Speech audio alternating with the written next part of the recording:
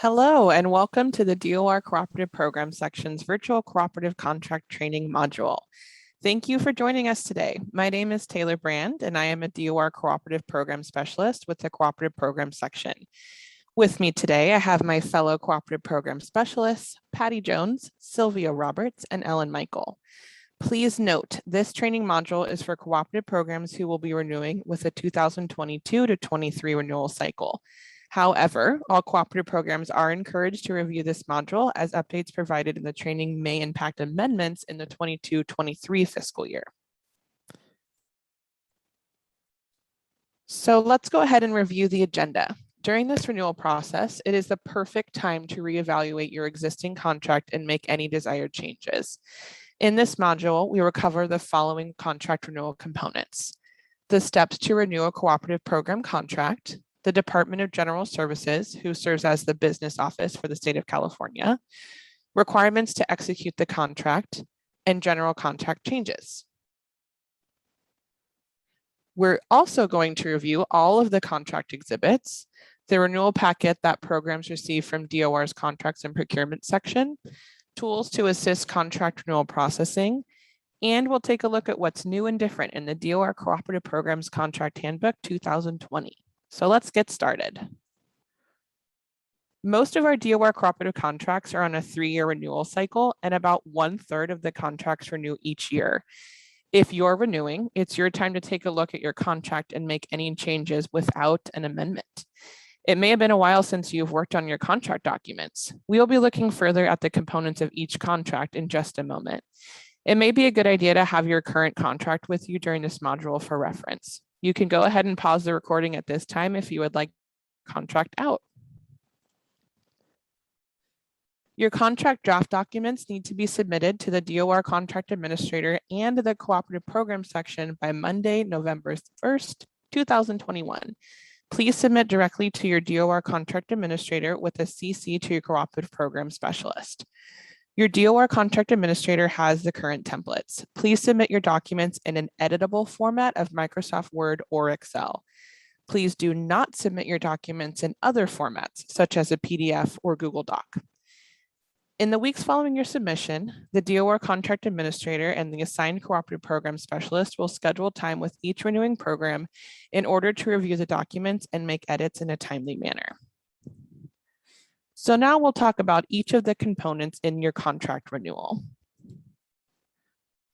General Requirements Attachment Number 1, Path to Renewal, represents the path the cooperative agreement must take to reach final execution through the Department of General Services, or DGS.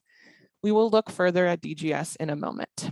The renewal process begins with you and your local DOR Contract Administrator. The red text denotes the responsible party. This document is a visualization of the process that represents the layers of approval that each contract must go through towards execution. That is why it is so critical for the documents to be accurate, editable, and timely. Ensuring quality submission will ease and facilitate a timely process and ultimately a timely execution.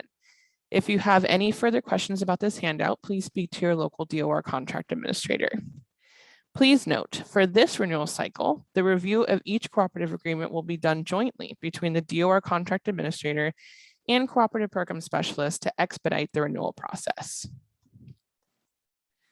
The Department of General Services, referred to as DGS within this training, is the control agency that represents the governor and provides oversight and administrative control of other departments in the state, including the Department of Rehabilitation. Cooperative contracts exceeding $50,000 are required to receive approval from DGS Office of Legal Services, or DGS OLS, prior to execution. Most contracts will need to receive such approval from DGS OLS, which can take up to 20 business days. This slide depicts all of the components required for the contract renewal. Exhibits A, B, and G in bold are the components of the program is required for submitting for their renewal.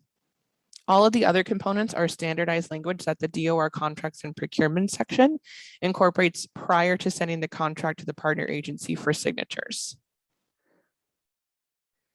This slide is a reminder of all the elements in the contract required to be submitted for the renewal. The local DOR district is responsible for negotiating editing, and formatting renewal documents to ensure they are ready for submittal to the DOR Contracts and Procurement section.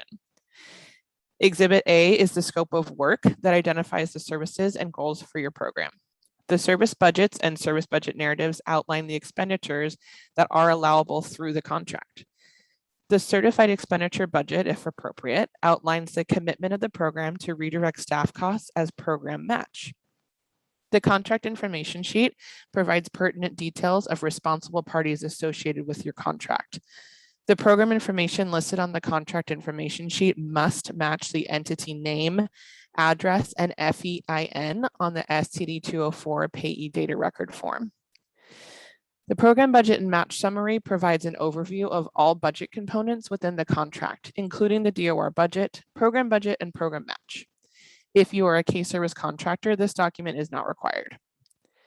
DOR budget provides a breakdown of the DOR expenses between the DOR rehabilitation team costs and the K-Service dollars, which are set aside for DOR to purchase additional goods and services for our consumers participating in the program. Exhibit G includes contractor monitoring and reporting requirements and transportation responsibilities of the contracting agency, which should match the transportation information on the contract information sheet. The contract comparison sheet is completed by the Dor Contract Administrator in collaboration with the program. This document provides an overview of all DOR goals, program service goals, and budgets. Any significant changes to the contract should be explained in the comments section at the bottom of this form. The STD 204 Payee data record form is to be completed and submitted with the contract renewal documents. By submitting this document with all other renewal components, we have been able to streamline the process and minimize this obstacle to contract execution. The STD 205 is only necessary if there's more than one payee remittance address. More information about these forms can be found in the Business Administration module. As you can see, all components identified on the slide with the double asterisk are the required documents for the renewing K-Service contracts. So DOR received a final report from the Rehabilitation Services Administration, or RSA, in January 2021, which summarized the findings from their visit in March 2018. This report identifies that some of DOR's contracts may be out of compliance with federal regulations. DOR has been working closely with RSA and multiple technical assistance entities to develop appropriate contract structures and templates to ensure all programs are in compliance with federal regulations. An email was distributed on May 26, 2021 to K-Service contract partners, as well as program partners who utilize K-Service contractors, to provide some or all the services identified within their agreements. This email provided guidance regarding the changes and amendments that will be required based on the guidance from technical assistance entities and RSA. Most of the identified changes are needed where K-Service contractors are utilized. However, there will be some minor language revisions within contract documents for all of our third-party cooperative agreements. Currently, all contract templates are under final review with the RSA and will be released very shortly. The Cooperative Program Specialist, or DOR Contract Administrator, will be connecting with you soon on next steps and how to move forward regarding these changes. Programs whose contracts are renewing for July 1, 2022 should just go ahead and begin working on contract renewal documents utilizing the current templates to make sure the execution of their contracts is timely. So now let's go ahead and turn it over to Ellen Michael to talk about the contract exhibits. Ellen? Thanks, Taylor. We will now take a closer look at the exhibits found within the contract. You may wish to refer to your current contract at this time as we look at each of the exhibits. Exhibit A is the standard agreement in each contract and outlines the responsible parties as well as the purpose and authority of the agreement. Exhibit A1 includes the contract scope of work and the services to be provided. Within the scope of work, there is an introduction section, which identifies the partner agency's referral process and the consumers to be served. There are several updates to this introduction section depending on program type. All program types scope of work now includes language that supports the ability to serve consumers in blind field services as applicable. Additionally, for TPPs, there will now be language that speaks to the addition of employment first initiatives for students with intellectual and developmental disabilities and new age realignment language. Lastly, for Workability 4 programs, there will now be new language pertaining to Assembly Bill 20 contract requirements.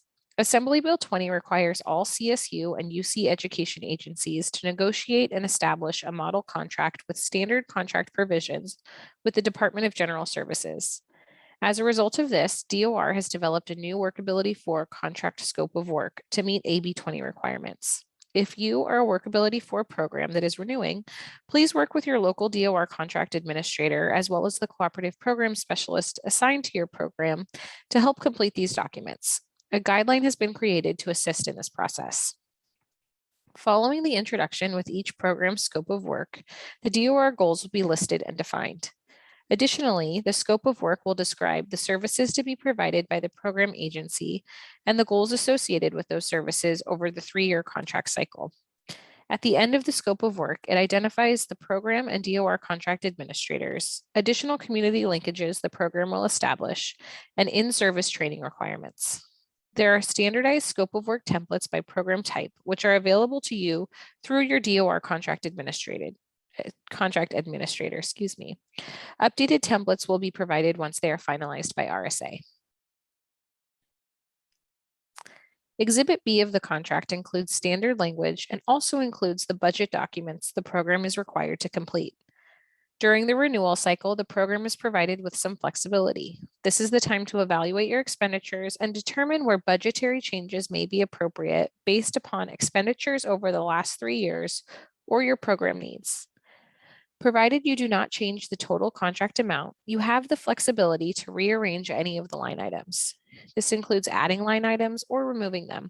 You can work with your DOR contract administrator if you have any questions on this. The program is responsible to provide the service budget and the corresponding budget narrative. Additionally, the program would provide the certified expenditure budget and corresponding narrative if providing certified match. The contract and procurement section will provide the standard language of Exhibit B, which will delineate the requirements for the following: the service budget payment and expenditures, the submission of monthly invoices, appropriate expenditures, invoice claims adjustments, budget contract amendments, and travel reimbursements. Exhibit C outlines the general terms and conditions established by DGS and set forth in each cooperative contract. You may review these general terms and conditions by visiting the website provided here. Exhibit D sets forth the conditions of insurance coverage, confidentiality, auditing, theft-sensitive, and contract amendment requirements. Additionally, Exhibit D outlines the conditions of the right to terminate the contract. Further, Exhibit D requires that the contractor agrees to provide annual security and privacy training for all individuals who have access to confidential, sensitive, and personal information obtained in the performance of this contract. Finally, Exhibit D sets forth the requirements that each individual staff who participate in the privacy training sign an acknowledgement of consequences for violating confidentiality rights of the consumer served. Exhibit E outlines the federal requirements of the contract. This is all information that the contractor should read through and become familiar with, as it outlines the provisions of federally funded agreements. As a note, contract and agreement are terms that are used interchangeably throughout the contract handbook. Funded programs or projects must administer their contract award in accordance with the administrative and fiscal conditions outlined in the contract handbook. Exhibit F outlines the match requirements, indirect costs, and adherence to the contract handbook. Match requirements outlined in Exhibit F require that the partner agency report monthly certified expenditure summaries to DOR. Additionally, cash match is provided no less than quarterly and in advance upon receipt of DOR invoicing. Exhibit F outlines the parameters for which indirect costs may be included in the contract service budget. Exhibit F of the contract also outlines the contract agency's agreement to adhere to the policies, procedures, and requirements of the DOR contract handbook. Exhibit F also houses the DOR contract monitoring requirements in which the DOR contract administrator has the following responsibilities: maintaining documentation of agreement activities, which would include quarterly meeting minutes, fiscal data, invoicing, and supporting documentation such as client lists, receipts as requested, etc. To monitor the agreement to ensure services were performed according to the quality, quantity, objectives, timeframes, and manner specified in the agreement, and that the contractor prepares and maintains adequate documentation to support the services provided, the expenditure reimbursements, and/or any applicable match requirements. To ensure invoices are current, correct, and timely. To ensure all service invoices and certified expenditure summaries are submitted on a monthly basis and no later than 60 days after the service month to allow for payment and the drawdown of federal funds. Annually, October 1st is the final date for submission of any outstanding contract invoices in order to make payment prior to the close of the federal fiscal year. Finally, the DOR contract administrator will verify that the contractor has fulfilled all the requirements of the agreement at the close of the fiscal year. The DOR contract administrator is also responsible to ensure that there are sufficient funds to pay for all services as outlined in the agreement, to determine and ensure by the end of the second quarter that the projected certified match will be sufficient to support the contract budgets as outlined in the agreement, to determine low usage levels of the contract funds and disencumber any unused portions of funds allocated to the contract agency, to periodically request and review the personnel activity reports for completeness and accuracy of time documentation, ensuring the contract agency's PARS follows the requirements set forth in the contract handbook. Finally, the last points of Exhibit F outline the following requirements for the DOR contract administrator. The DOR contract administrator will ensure that each contract agency staff is completing personnel activity reports accurately and on a monthly basis. Additionally, ensure that each contract staff member who is providing direct services is keeping an individualized client list, supporting the services provided to the program participants, and is kept with the individual monthly PARs. The job duties of each contract agency staff match the duties and service descriptions outlined in the budget narratives. Lastly, thank you. Lastly, we'll verify that the services provided by the contracting agency are for DOR consumers only as outlined in the federal requirements. The last exhibit of your contract is Exhibit G, which outlines the partner agency requirements for contract monitoring and reporting. As Exhibit F outlines the DOR contract administrator's role in contract monitoring, Exhibit G outlines the responsibilities of the partner agency in reporting and monitoring. This includes ensuring all service invoices and certified expenditure summaries are submitted monthly and no later than 60 days after the service month to allow for payment and drawdown of federal funds. As a reminder, October 1st is the final date for submission of any outstanding contract invoices in order to make payment prior to the close of the federal fiscal year. Ensuring that PARs and client lists are prepared and maintained by all program staff providing direct services. Attending quarterly meetings with the DOR rehabilitation staff to discuss contract progress and to review contract goals and outcomes. And lastly, providing monthly and/or quarterly progress reports per the contract documentation requirements as set forth in the contract and contract handbook. Now we will turn it over to Sylvia, who will talk to us about the contracts and procurements renewal packet. Thank you, Ellen.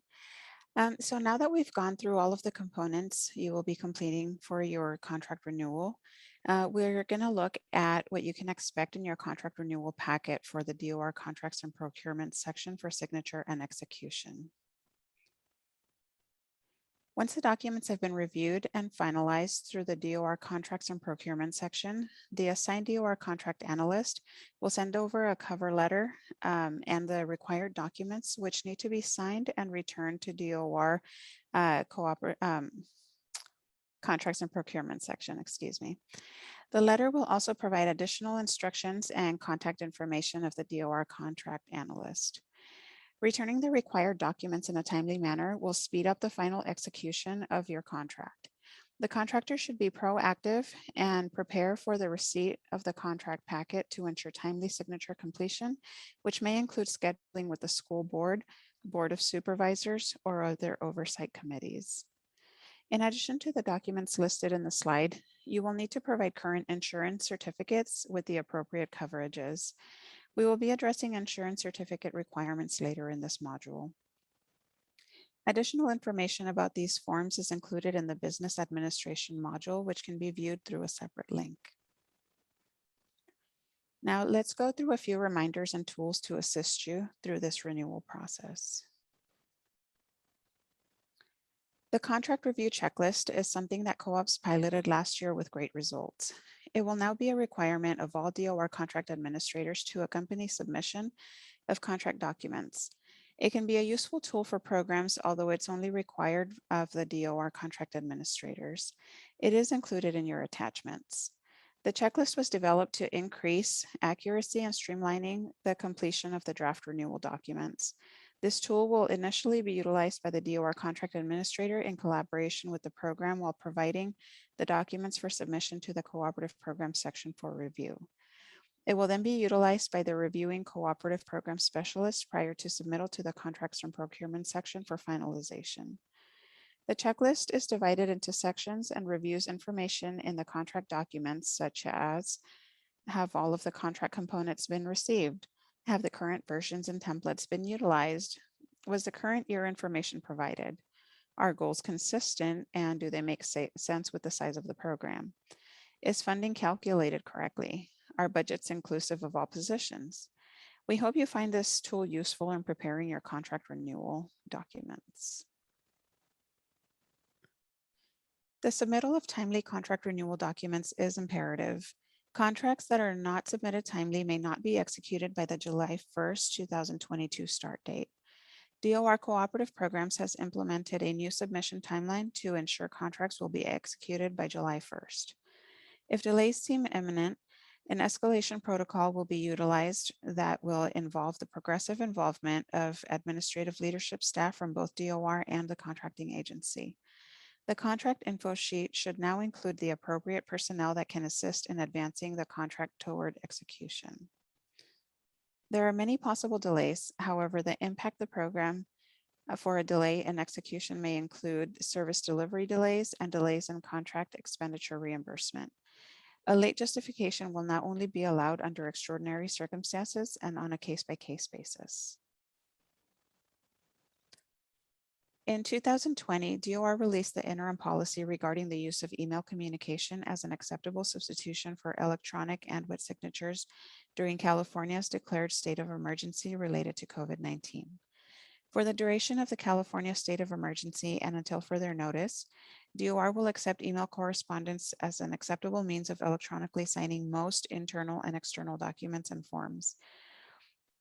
One document that may not be electronically signed using this interim policy includes the Social Security Administration Form 3288.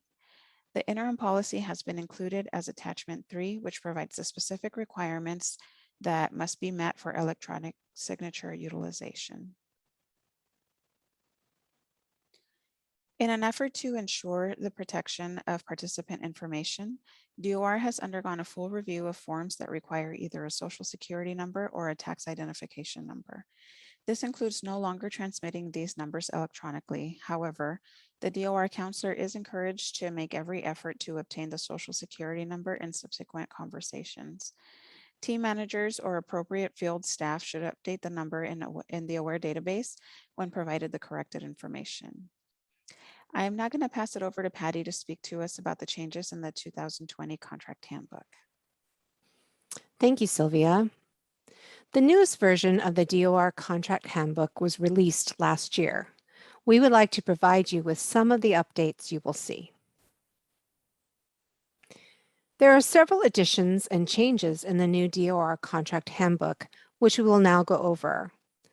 One of the new allowable expenditures is to rideshare, such as Uber or Lyft, as a method of for mileage reimbursement for delivery of contract services.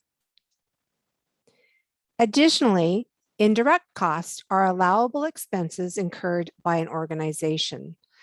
These costs support the activities of the program or contract, but are not directly assigned to a specific program or contract and are allocated using a method in compliance with 2 CFR 200. Programs should budget the indirect cost rate based upon the current approved rate. However, they have the option to budget for a lower rate if the partner agency intends to cover the remaining cost of the indirect rate not charged to the contract. Some unallowable contract expenses identified in the 2020 Contract Handbook include pre-employment testing, such as agency required testing and other selection procedures to screen applicants for hire. For example, of such testing would be a pre-employment drug screening. In addition, the DOR Contract Handbook now differentiates between allowable and unallowable contract services. Janitorial supplies and services are allowable as a cost on the service budget, but not as a certified expenditure match. Janitorial supplies and services would not be an allowable cost unless the new expanded services were being provided in a separate independent location. If services are being provided in a setting within or attached to a school or building, these costs would be considered in kind and unallowable. Another charge incorporated into the revised DOR Contract Handbook speaks to the requirements of the contract match. The contractor is required to submit 100% of their obligated certified expenditure and/or cash match to meet their full budgeted amount as provided in their agreement. This ensures sufficient match is available for DOR to leverage federal funding to support the entire cooperative program as budgeted. Should the cooperative agency provide less than 90% of match for 2 consecutive years as contracted in their agreement, the parties, that is DOR and the contracting agency, shall collaboratively determine whether a reduction to the contract funding and goals is necessary based upon the match available. Please note that a certified expenditure summary needs to be received in conjunction with a service invoice for the same billing period, even if the expenditure summary is for a $0 amount. Another addition to the DOR Contract Handbook is the allowance of electronic signatures for contract invoicing. Further section in this contract handbook outlines the processes and procedures for the signing and submitting invoices. For more information regarding this change, please refer to the DOR Contract Handbook section mentioned. Changes have also been made to the DOR Contract Handbook regarding contract narratives. Among those changes, the definitions for rent and utilities have been updated. For TPPs only, definitions for DOR student services and the 2 line items for work-based learning and workplace readiness training have been added to the DOR Contract Handbook to reflect the language of the new program designs. Travel and training operating expense line items have also been updated to reflect the current policy that was provided in the memo dated June 10th, 2020.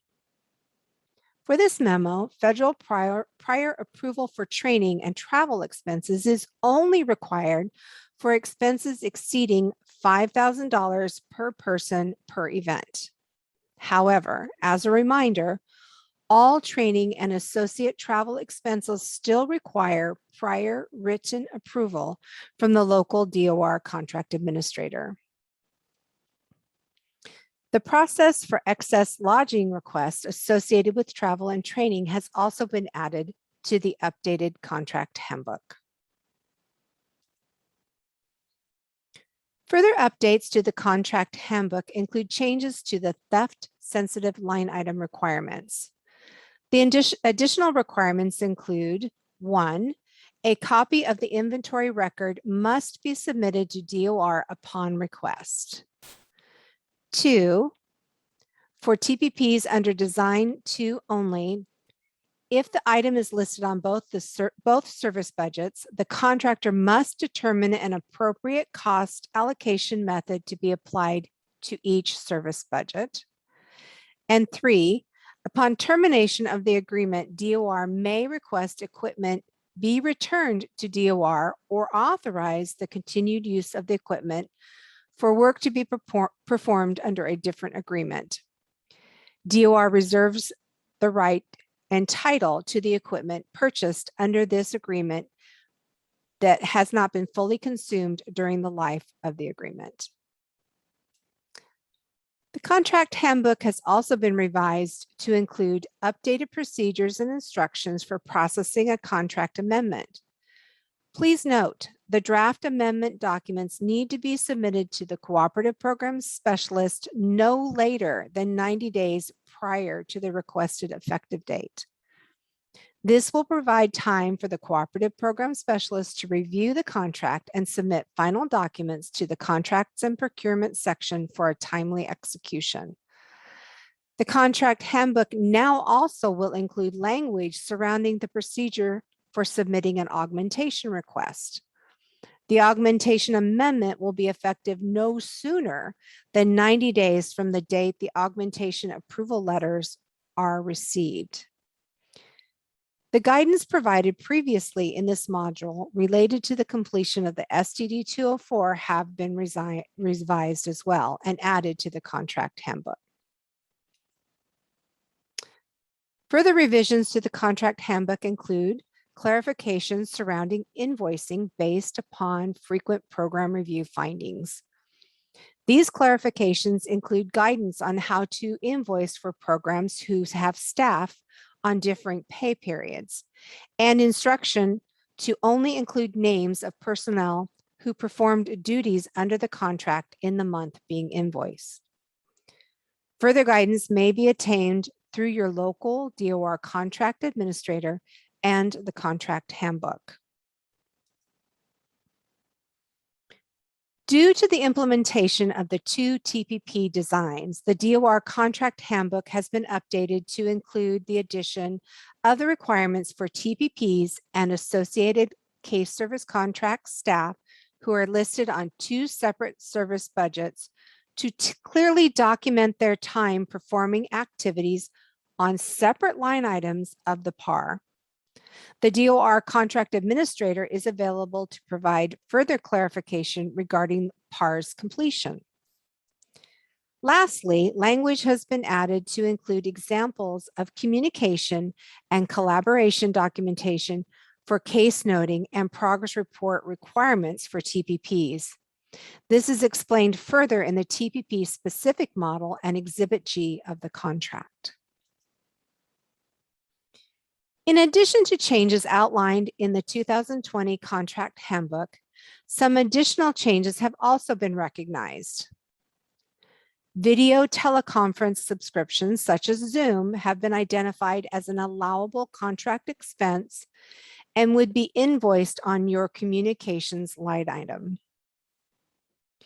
Warranties for theft-sensitive items are also allowable contract expenses.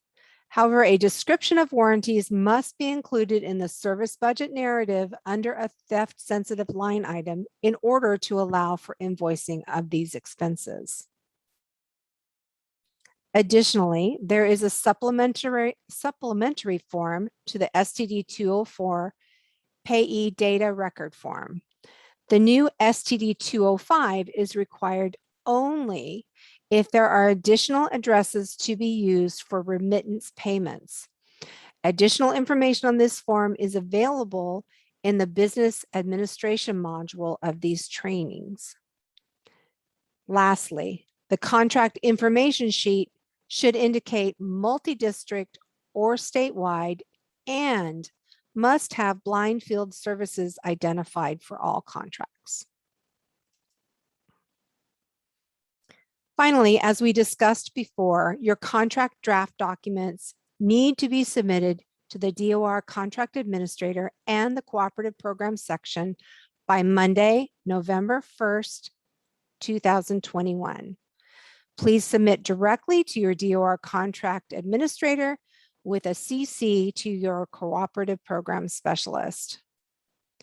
Your DOR Contract Administrator has current templates. Please submit your documents in an editable form, such as Microsoft Word or Excel. Please do not submit your documents in other formats, such as PDF or Google Docs. In the weeks following your submission, the DOR Contract Administrator and the assigned Cooperative Program Specialist will schedule time with each renewing program in order to review the documents and make edits in a timely manner. As a reminder, the Cooperative Program section will be conducting Q&A sessions and general update sessions by program type. The slide indicates the dates and times of those sessions. Programs are encouraged to attend the session for their program type. However, if you are unable to attend due to a scheduling conflict, please do attend another session. Also, if you have questions regarding today's training, please send your questions to cssinfo@dor.ca.gov prior to the update sessions. Your questions will be responded to during the live session. Thank you for your time and participation in viewing the General Contract Renewal module of the Cooperative Program Section Annual Contract Training. Have a wonderful day.